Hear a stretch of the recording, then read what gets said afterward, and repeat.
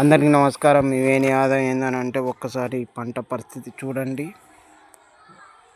ఎండిపోయి పొలం ఎండిపోయి గొలక వచ్చి నీళ్ళు లేక ఎండిపోయి ఎడ్లను బర్రకు మేపడం, గొర్రకు కొయ్యడం జరుగుతుంది. చూడండి, ఇది పరిస్థితి, రైతు పరిస్థితి చాలా దారుణంగా ఉంది. మొత్తం గొలక వచ్చి ఈయన సమయానికి వెళ్ళింది. గొలక గింజలు వెళ్ళి నీళ్ళు లేక ఎండిపోయి ఇలా కావడంతో బర్రకు, పశువులకు కొయ్యడం అనేది జరుగుతుంది. ఇది పరిస్థితి.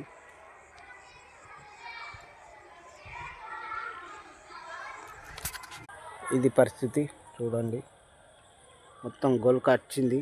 నీళ్ళు లేక పశువులకు రోజంతా కొయ్యడం జరుగుతుంది.